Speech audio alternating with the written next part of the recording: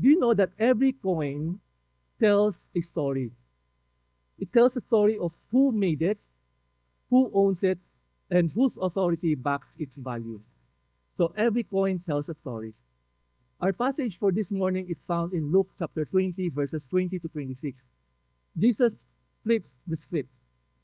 So he was asked by the religious leaders about paying taxes.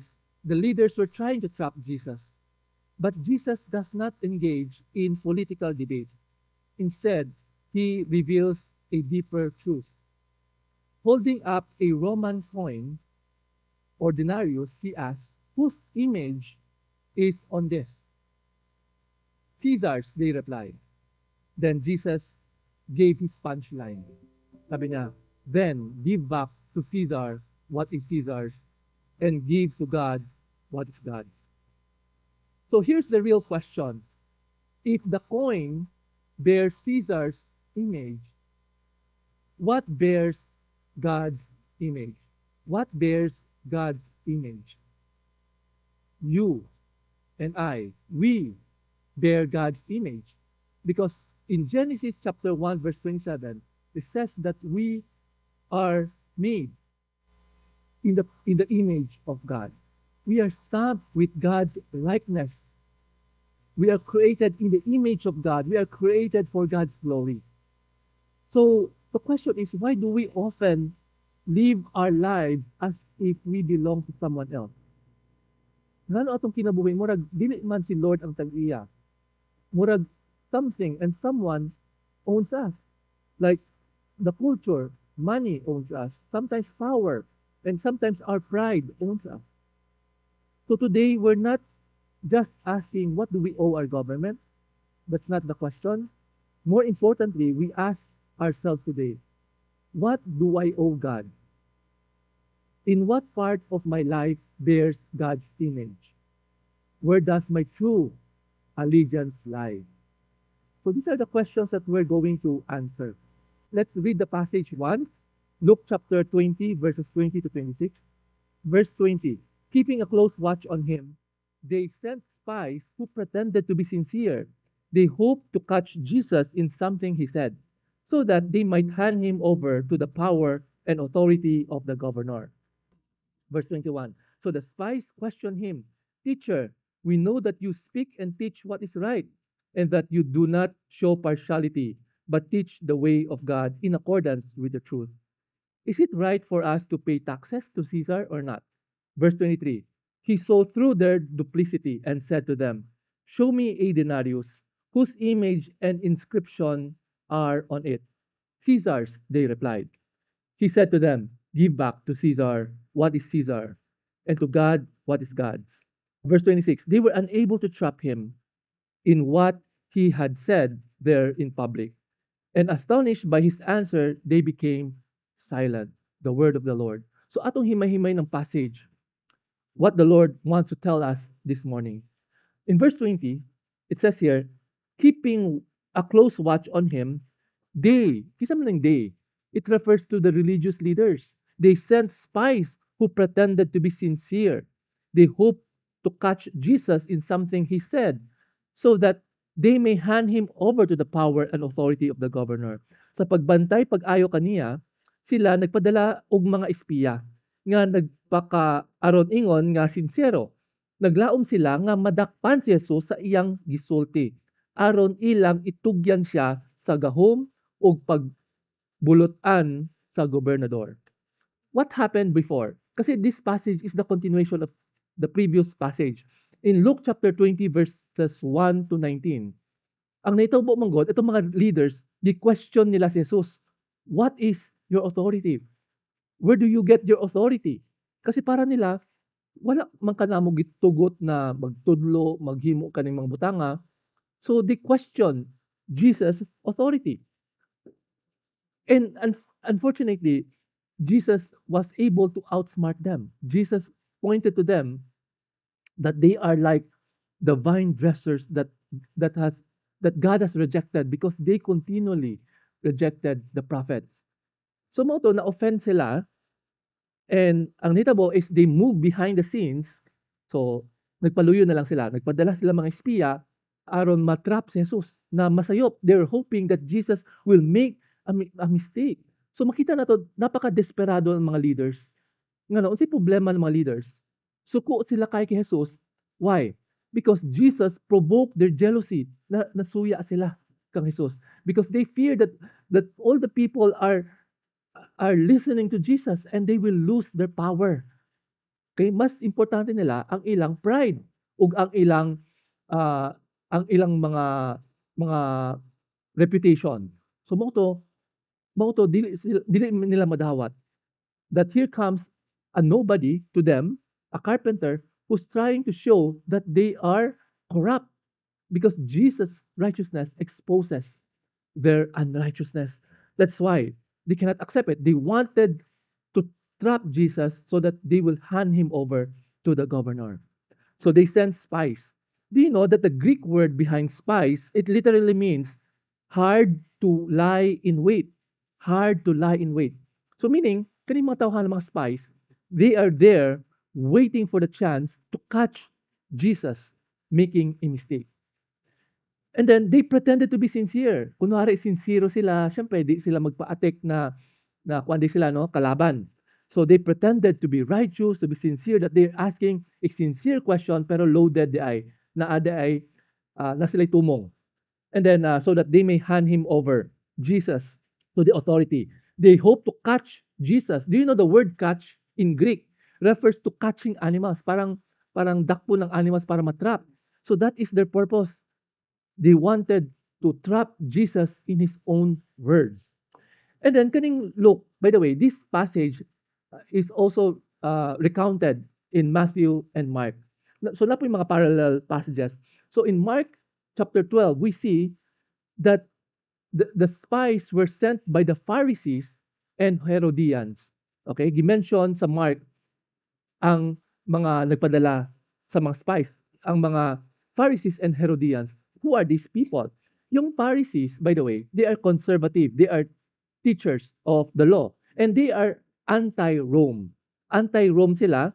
And they are awaiting for the coming kingdom of the Messiah. Ang Herodians naman, baliktad. They are pro-government. They are pro-Romans. So, because nakakuha sila mga benefits from the Romans. So, kani silang duha, magkaaway na sila. Ang Pharisees and Herodians, but despite their differences, they came together out of their hatred of Jesus. Agi silang kasuko kang Jesus, nag-unite sila aron matrap si Jesus. They collaborated to trap Jesus and to ultimately seek his death. Gusto nila patyon si Jesus. So, in verse 21, the spies question Jesus.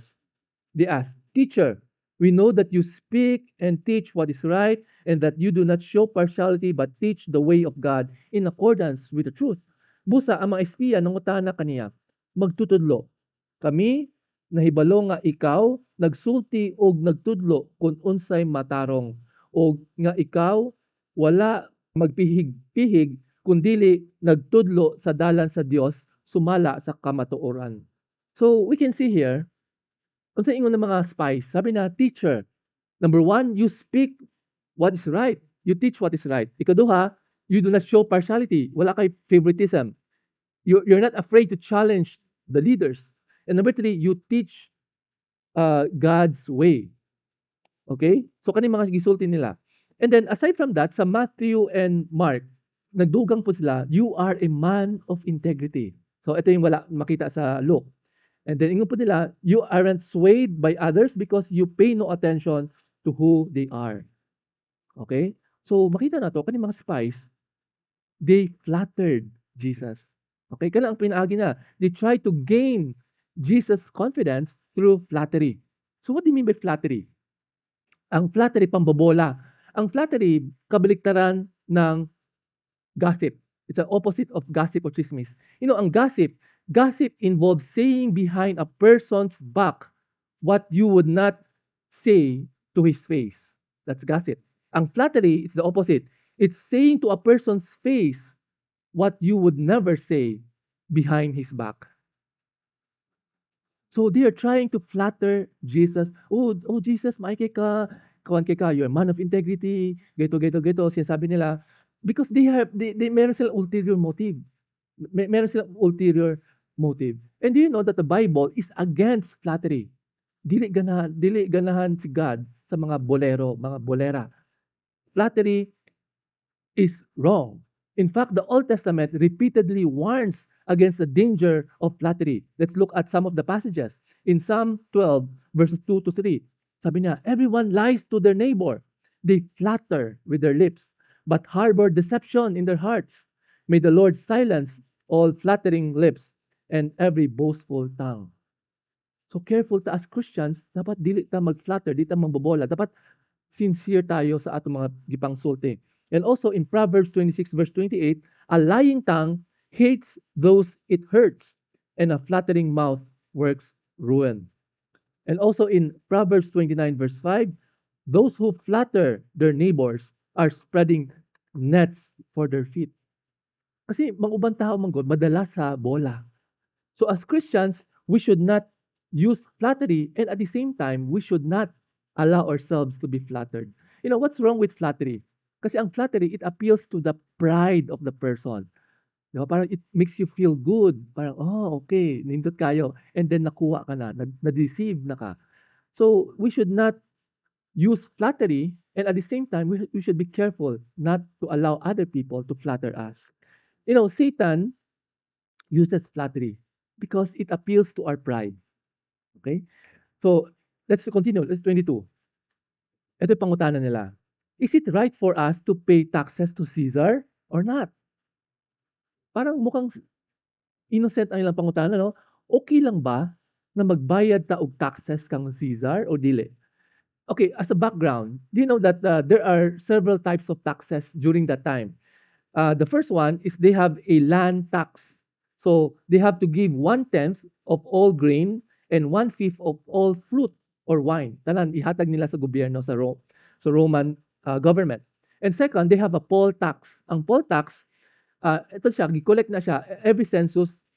As long as you are there, you are alive, then you have to pay poll tax. From 14 years old to 65 years old, you have to pay poll tax. The third type of tax is custom tax. Customs, every time na may mga import, gikan sa laing lugar, musulod sa kaning territory ng Rome, you have to pay custom tax. And the fourth tax is the income tax. These are the tax over a person's income. And based on my research, during that time, the tax was 1/3 of their income. So pag kumikita ka ng 100, magbabayad ka ng tax 33 pesos. Actually, in our days, in the Philippines, our tax is also like that. Although it's graduated. So the smaller your income is, the smaller your tax. Pero yung pinakadako, moabot og almost 30+%. If you are individual, well, corporation mas mubo, but still, anyway, pag corporation kasi, there's double taxation. You earn as a corporation, and later on, if you declare dividends, you also earn. So, basically, almost same, no? Parang 1/3 of income na pupunta sa government. So that's why, during that time, dili ganahan mga tao magbayad ng buwis. Worst of all, ang mga tax collectors nila, mga corrupt. Kumbaga, if you owe the government 1/3, the tax collector will demand more so that they have something to pocket. Diba sounds familiar? so so that's why people during that time hate paying taxes kasi grabe kayo, dako kayo mga taxes, and then ipangkwartahan lang sila. And come to think that the Romans are foreign occupiers. They are under the occupation of Rome. So dili nila ilang government. They do not like to pay taxes. And then sa Luke kasi, ang gisulti lang taxes, ordinary taxes. But in Matthew and Mark, it refers to imperial tax. This imperial tax refers to the poll tax. Poll tax. Ang poll tax, meaning you are taxed for the privilege of being alive. Okay. Since buhi ka, magbayad ka og tax. That's for that. So, it's a symbol of the Jews under Rome. That's why para nila, whenever they pay, they're acknowledging that they are under the Roman occupation. So they hate it so much. They hate it so much that in AD 6, the Romans, kasi the Romans become very strong, the Romans occupied the territory of Samaria and Judea. So nag-start sila nag-collect og poll tax sa mga tao. And then daghan mga Jews na suko. And one of them is Judas of Galilee. He led an armed uprising. So nag-revolution sila, pero napildi siya. Okay, napildi siya, napatay siya sa mga Romans. And his ideology is that no king but God. Yun ang ideology, no king but God. So we will not pay taxes to the foreigners. And that same thinking led to that ideology inspired a group called Zealots. If you recall, si Jesus na siya mga disciples, Zealots. Itong mga tao na they are strongly against the Romans, that they want to overthrow the Romans. And you know that these Zealots led a rebellion, and such that the Romans are angry. That's why in AD 70 they came to Jerusalem and destroyed the temple.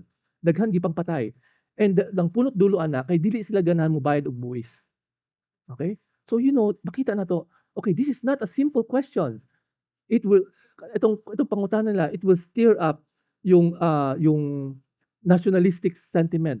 So this is not a simple question. It's a very dangerous and politically charged topic during that time. So, you know, itong mga leaders, mautak sila. They want to ask Jesus, where is your loyalty? Is it to Rome or to Israel? So it was a trap, because if Jesus say, it's okay to pay taxes, then the people will get angry with Jesus. He will lose the support of the Jews, because the Jews do not like to pay taxes. But if Jesus says, do not pay taxes, delikado siya. Because the Romans might think that Jesus is leading an insurrection, or that Jesus is guilty of treason and he could be put to death. So makita na to, there's a no-win situation. Kasi kumbaga, kahit anong piliin ni Jesus, delikado siya. 'Di ba? Delikado siya. So alam ng mga spies. That's why it's a trap. So what was the reaction of Jesus? You know, Jesus saw the duplicity. When he say duplicity, it refers to trickery. So nakita ni Jesus ang ilang punot dulo, ang ilang katuyuan. It's very interesting. So this proves that Jesus is God. Kasi nakikita niya yung nasa loob ng mga tao. In John chapter 2 verse 25, Jesus knew what was in each person. He knew their motive, he knew their thoughts. Okay? In ano pa nga, in Matthew and Mark, sabi na, Jesus knew their evil intent.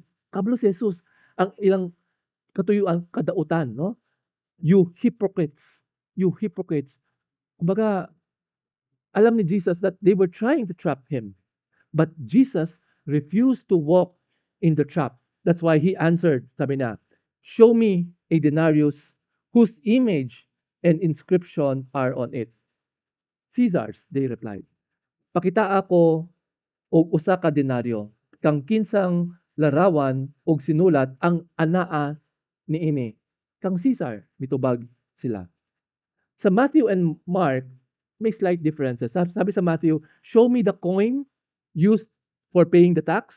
In Mark says, bring me a denarius and let me look at it. Okay, pakita ako sa denarius. Okay, so may denarius. What is this denarius? Ito yung picture ng denarius during the time. It's a silver coin. It's a very small silver coin that represented a day's wage. So, usa ka coin ana, usa ka adlaw na sweldo. So, in today's standard, in Dipolog, it's around 400. 400 to 400 plus. So, isang coin worth 400. It's the same coin that they pay poll tax. Ang buwis nila, kana, gamiton nila pang bayad. So, on the front, ito yung, sa left side is the front. So, you can see the face of Tiberius Caesar.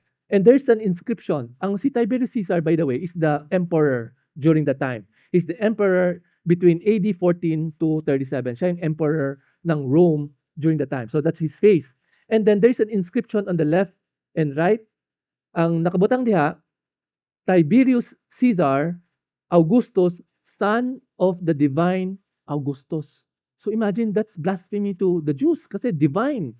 There's no, kasi para sa mga Romans, ang mga emperor nila, mga Diyos, gods. They treat their emperors as gods.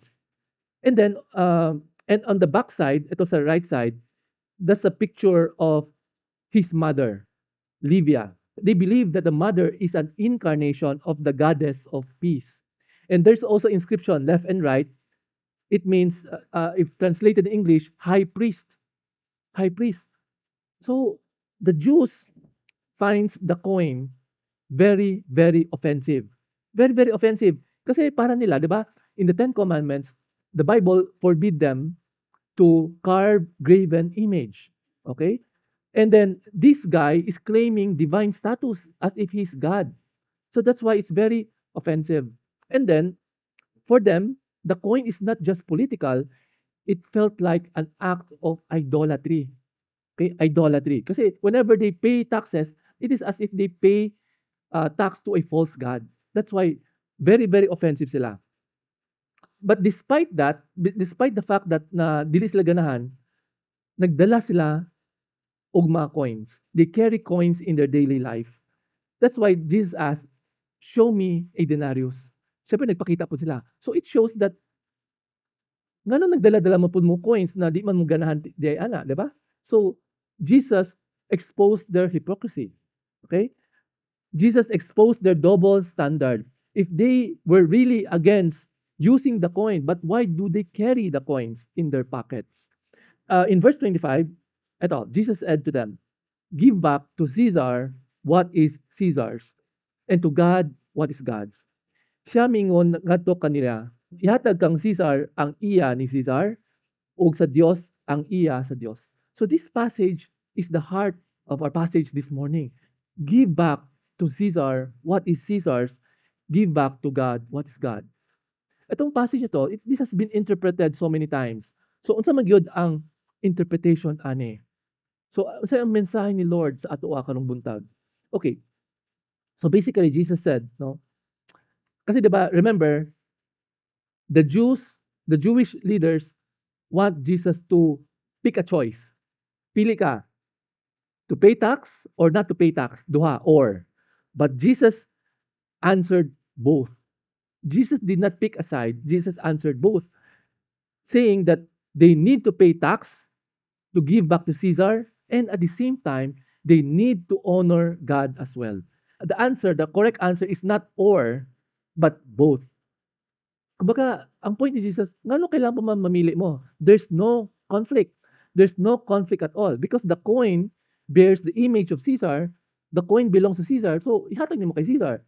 And at the same time, ang para kay Lord. So, mag-iba yon. And why is it that Jesus is telling them that it's all right to pay taxes?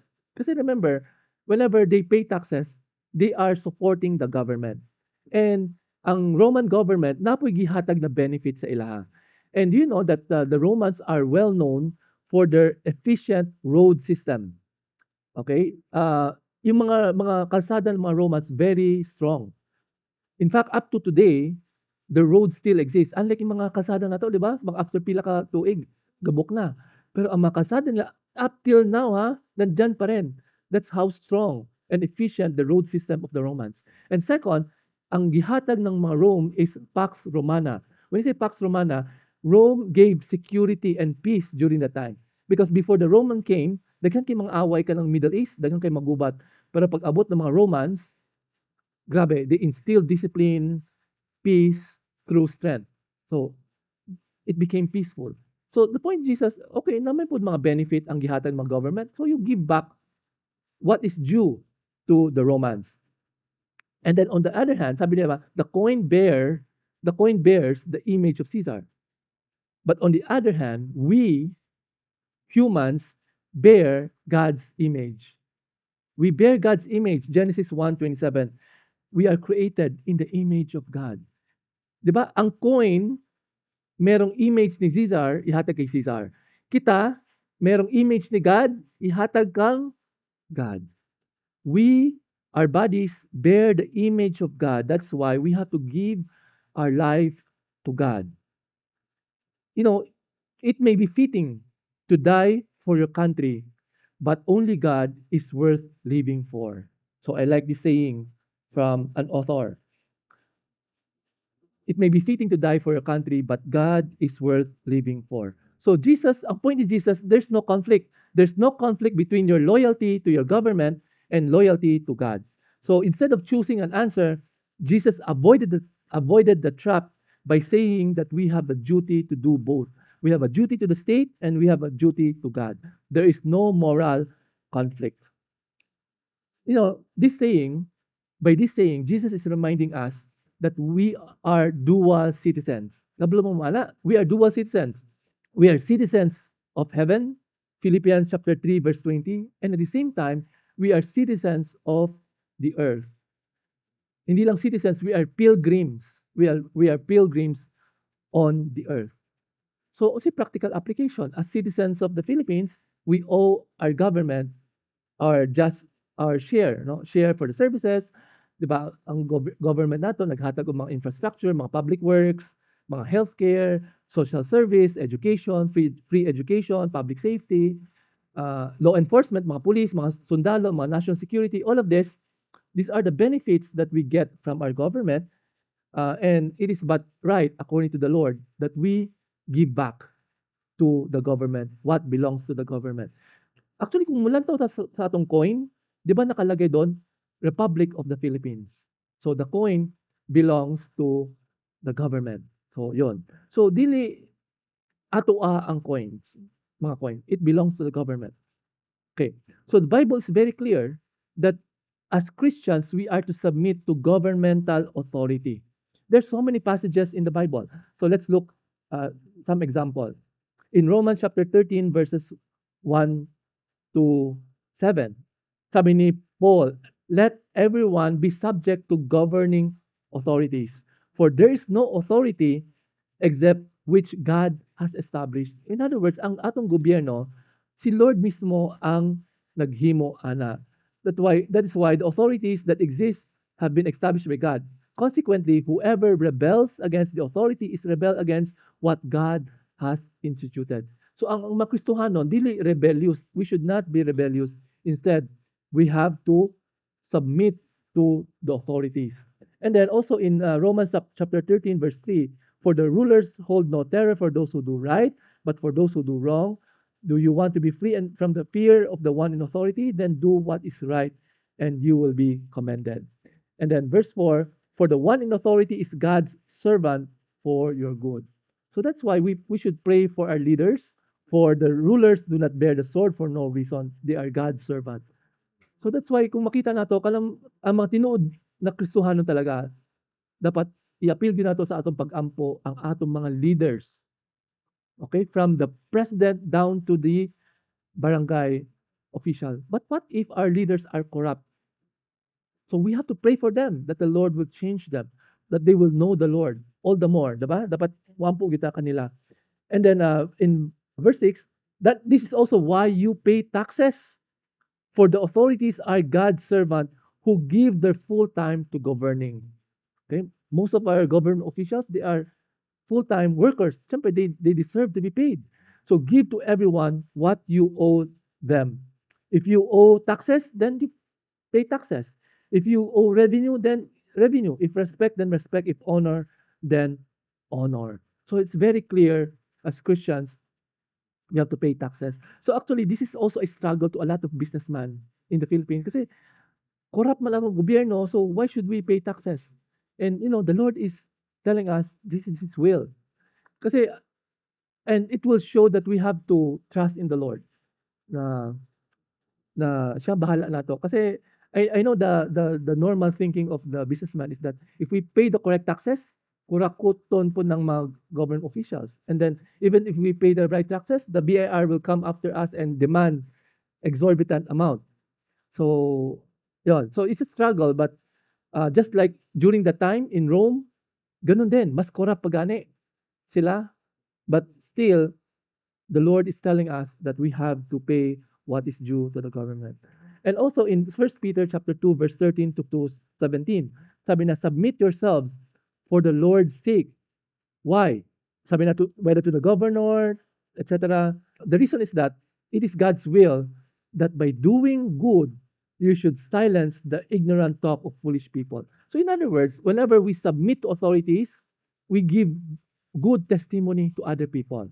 Live as free people, but do not use your freedom as cover up for evil. Live as slaves for God.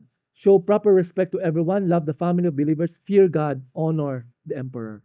So fear the Lord, honor our leaders. That is why if you notice, usually sa mga news, 'di ba, kung usually pag may mga kaguluhan, most of the religious leaders or church will back the government because it is biblical. Okay? But take note, kind of backing the government only if the government is doing the right thing. But what if, okay, paano kung may conflict? May pinapagawa ang government pero dili day maayo. For example, the government says that bawal magsimba every Sunday. Which should we follow? Which should we follow? The Bible is, Jesus did not discuss this issue. But I think we can follow the example of Peter and the apostles in Acts chapter 4, verses 19 to 20. So what happened in Acts? Ang naitabo, kanang silang Pedro ug mga apostles, gidakop sila sa mga Jewish leaders, ng mga Sanhedrin. Gingnan sila, you have to stop preaching and teaching in the name of Jesus. So kana ang gingon sa ilaha. Unsa itubag ni Peter and the other apostles? We must obey God rather than human beings. We must obey God rather than human beings. So very clear. In case of conflict between what the government and what God tells us, we have to obey the Lord. We have to obey the Lord. Okay, verse 26. This is the last verse. They were unable to trap him in what he had said there in public.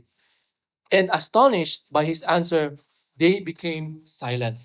Wala sila makahimo sa pagbitig kaniya sa iyang gisulti didto sa publiko.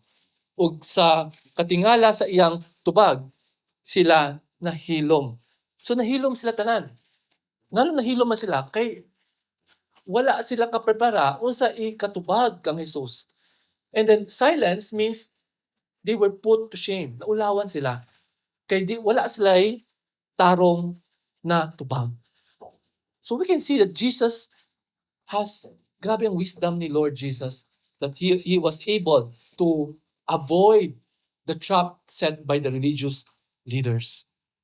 Alam mo, it's very interesting. That story did not end. Okay, that story did not end because later on, do you know that these religious leaders accused Jesus falsely during his trial? They twisted the words of Jesus. Kasi nakabutang sa Luke chapter 23 verse 2. Ito nakabutang sa Bible. And they began to accuse Jesus, saying, "We have found this man subverting our nation. He opposes payment of taxes to Caesar and claims to be Messiah, a king." That was during the trial of Jesus. Kani mga bakak nagipangsulti nila, si Jesus kana. Nag-ingon siya na dapat dili mo bayad og buwis. Pero gisulti pa ni Jesus, wala. Jesus said, "Give back to Caesar what is Caesar's. Give back to God what belongs to God." So makita na grabe yung mga leaders during the time. They were corrupt, they were liars, they wanted to harm the Lord Jesus. Okay, so what are the applications? Kasi mga practical applications. So, humana tas passage. How can we apply this passage in our life? Okay, first application. We need to submit to government authority. Romans chapter 13 verses 1 to 17. Whenever we submit to authority, we have to recognize na kani mga gobyerno nato, mao ni siya ang gihatag ni Lord sa atoa. Si Lord mismo ang naghimo kani mga gobyerno. Okay? So Christians must be responsible citizens. Kasi pag there's no such thing as irresponsible Christians. We are to pay taxes, we are to obey the laws, we have to participate in public service, we are to vote wisely. That's why obligasyon na sa mga Kristohano na mo butar-puta. And then we are not to rebel against the government. We are not to engage in civil disobedience. It's not because it's against the word of the Lord. Very clear. Kalang first lesson na to. And the second lesson, in case of conflict between God and government, we must obey God. So makita nato sa Acts chapter 5 verse 29, di ba? We would rather obey God rather than human beings, sabi ni Peter. And, our ultimate allegiance belongs to God. Si Lord ang atong sundon. And in case of conflict between God's command and government, then we obey God. Especially if the government will tell us legal ang abortion. Okay? So, as a doctor, will you perform it? No. Kahit na legal yan, because of your religious conscience, you will not perform abortion. Or if the government allows you or tells you to do something unethical. Okay? Or if your boss is telling you, oh, mangurakot ta. Should you obey your superior? No. Dili, I will rather obey God than follow you. And I think, nindot for example, you see Daniel 6, if you recall, the story of Daniel. Si Daniel, he was serving the Persian faithfully. And then nasuya ang mga kaaway niya. So, the enemies of Daniel, they went to the king and asking the king to issue a decree saying that all people should worship, to bow down to the king. Eh si Daniel, wala. He does his thing every morning, diba? He bow down, he pray to the Lord. Wala na gibuhat. And then gilabay siya sa lion's den. But God saved him. But even if it will cost our life, still at the end of the day, we have to follow the Lord. In history, Christians are being martyred, persecuted. Sabihin mo nila, mga persecution. Okay, renounce the Lord Jesus and you will live. Pero kung nakita natin sa history, wala kay mga Christians na renounce. Especially mga apostles, they hold on to their faith.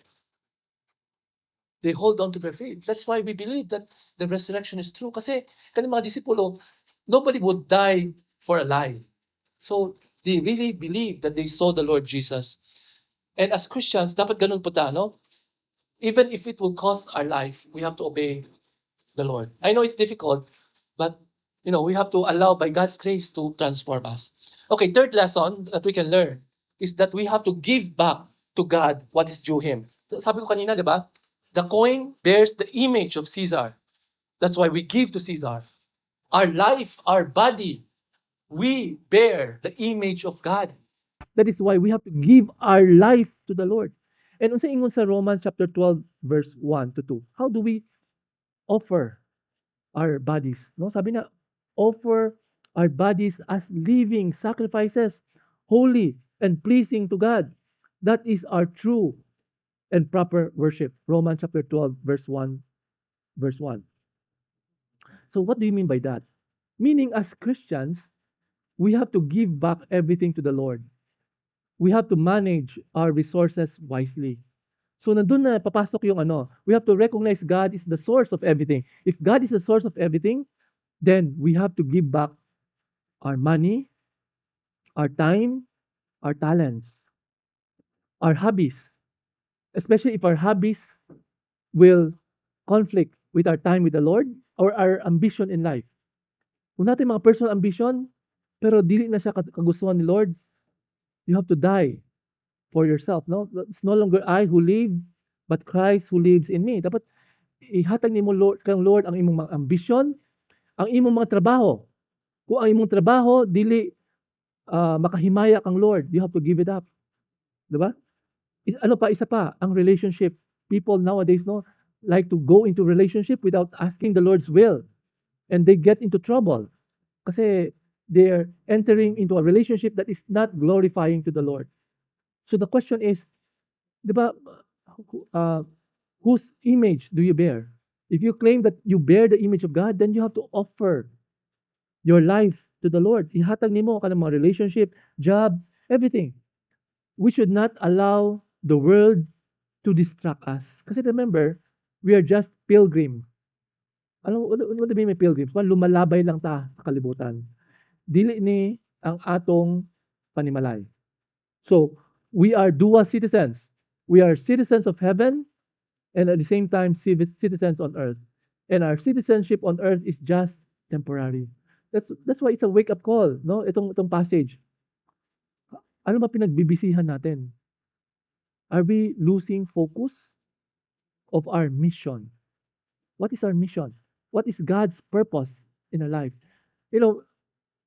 We have to seek God's purpose so that we will not waste our time. Don't waste your time.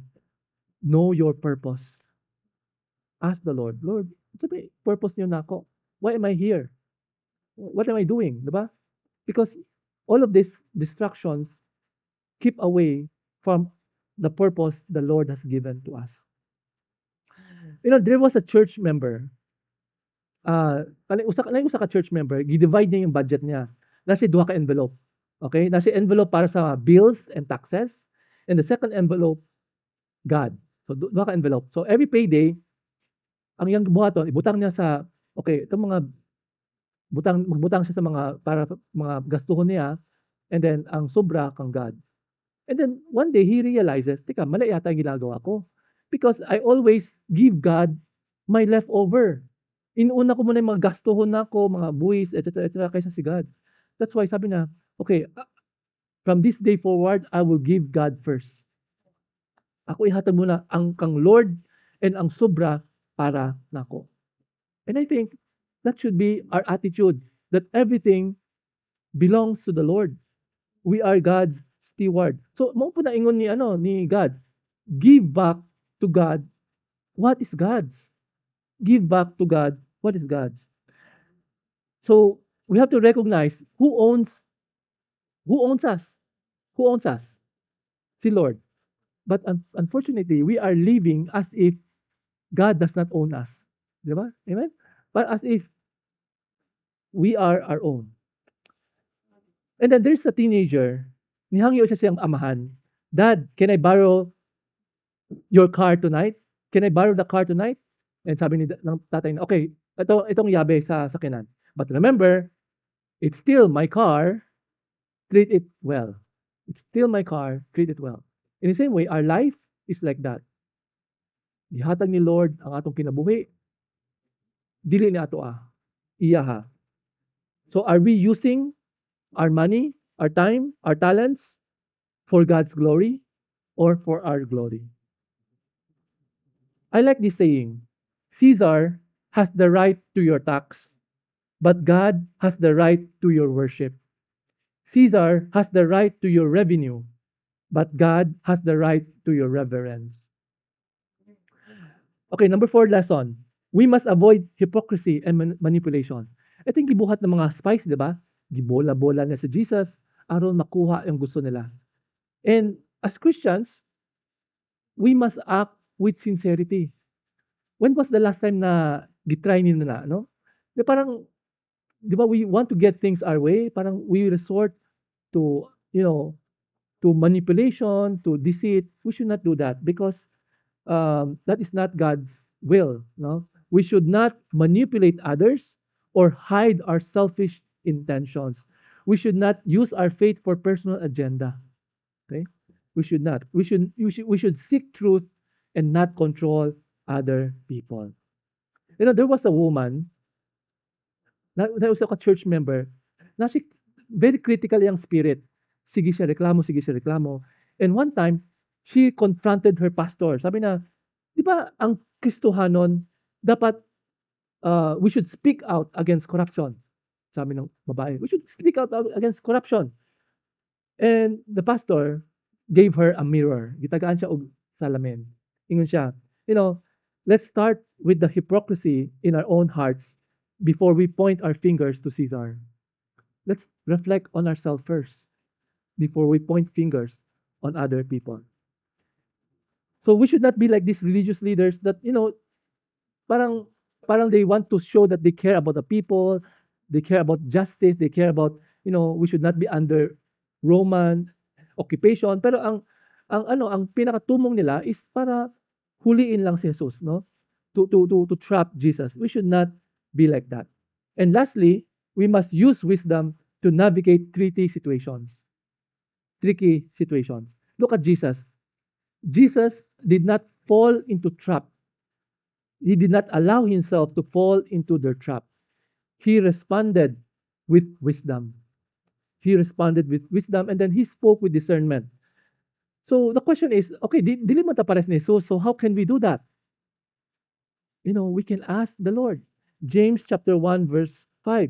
If any of you lacks wisdom, you should ask God, who gives generously to all without finding fault, and it will be given to you. Brothers, sisters, you may be in a situation that, wala ka kabalo si buhaton. Parang 50-50 ka. Ito yung situation ni Jesus, 50-50 siya. Pag kani gibuhat niya, madaot siya. Pag ito gibuhat niya, madaot siya. Then you ask for God's wisdom. Maybe there is another way. And in this example, he did both. So I do not know what is your situation right now, but pray for God's wisdom. And the Lord will give you insights or inspiration, or, He can use other people to speak to you, to your situation. Tagaan ka na og solution sa imong problema na wala gyud kakabalo sa buhaton. And you'll be amazed. Inana na di ay, Lord. Just like what Jesus did, no? Wisdom. So ask the Lord for wisdom. There was a pastor. He was asked in a public forum. Ipangutan na siya.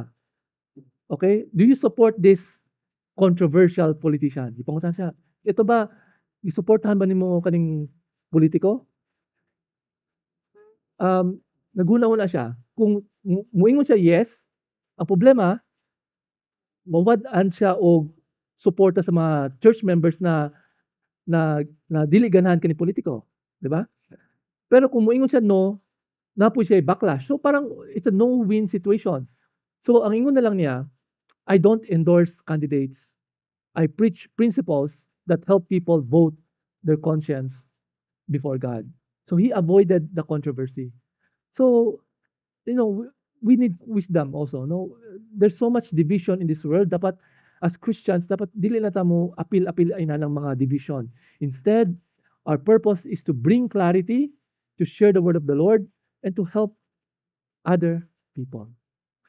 And there is a man, one time, nakipagtalo siya sa pastor niya. Sabi na, di ba Christians should never pay taxes to a corrupt government? Kaya if you pay taxes to the corrupt government, it is as if you are supporting a corrupt government. Nindot kayo, no? Parang, okay, I have an excuse not to pay taxes. Pero, sabi, kani pastor nag-reflect siya. Sa kayo maayong tubag, ani? Then nag-reply siya, did Jesus tell us to withhold taxes or to be salt and light in the world? Ningon ba si Jesus na dapat di ta magbayad buwis, o dapat we should be salt and light of this world? We should be positive examples to other people. I know it's challenging and difficult, and I know a lot of us are struggling because no one is perfect. That's why by God's grace, Lord, tabangi ko, Lord, unsaon ako mahimo parehas kang Jesus. How can I become more like Jesus? So today, Jesus isn't just holding up a coin. Jesus is holding up a mirror. He's holding up a mirror for us. And he's asking us, whose image do you carry? Whose image do you carry? The denarius belong to Caesar because it bears Caesar's image. But you and I, we bear the image of God. We bear the image of God because we are created in the image of God. It means we belong to the Lord. We are not our own. We belong to God. So this passage is not about taxes. It's not about politics. Dili niya ang topic nato. It's about who we are and who we live for. Okay, who we are. Who are we? And who do we live for? We were not created to serve money. We were not created to serve other people's approval. We do not live for our own self. We were created to reflect God's character. We were created to reflect God's love. We were created to reflect God's purpose in our life. We are to give Him what rightfully belongs to Him. Ihatag dapat nato kang Lord unsa ang angay kang Lord. And unsa man ang angay ihatag kang Lord. We are to give Him our heart. We are to give Him our worship. And we have to give Him our obedience. And we are to give Him our life. So as we live today, so we ask ourselves these questions honestly. Am I giving to God what belongs to Him? Ako ba gihatag kang Lord ang para kaniya? Ikaduha, do my choices values and priorities reflect His image in me. Ang akong mga choices in life, ang akong mga values, mga priorities, makita ba si Lord sa akong mga priorities? And third, am I living for God or for something or for someone? Am I living for God or for something? For money, for fame, for what? For myself, for my ambition, or what? That's a question. Am I living for Him? Let's stop giving God our leftovers. Let's stop living as if we belong to Caesar. Let's remember who created us, whose image we bear, and who we truly belong to. Whose image is it anyway? God's. That means we are His, and we have to give God what is His. Can we all please stand? Let's pray. Father in heaven, thank you very much for your word. Salamat, Lord, sa imong pulong ko, God. Salamat sa reminder, Lord God, kaning passage about the coin, Caesar, giving to Caesar what belongs to Caesar, giving to God what belongs to God. You are convicting us who we are. Who are we? Lord, thank you for the reminder that we are created in your image. Kamo ang tag-iya sa among kinabuhi, Lord. We belong to you and we have to give back to you because you bear we bear your image, O God. Lord, mao ni ang challenge namon karong buntag, Lord. Kablo mi medyo lisod, Lord, but I pray by your grace, Lord, I pray that you will instill in us obedience and submission to our government. Lord, help us in our struggle as we uh, pay our just share to the government, Lord. Pay our taxes, Lord. Obeying you, Lord God.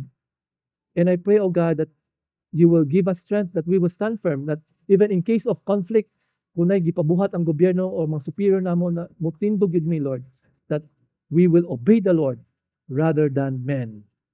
And Lord, amoy panalangin, Lord, as we give back our life, Lord God, I pray that we will surrender our life, our priority, our job, our everything, our hobbies, tanan, Lord, amoy hatag kanimo, Lord, that you'll be number one priority in our life, that we will not give you our leftovers, Lord God.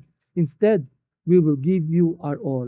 And amoy panalangin, Lord, if some of us are so distracted that we have forgotten who we are, who we belong to, Lord, I pray in the name of Jesus, convict us, oh God.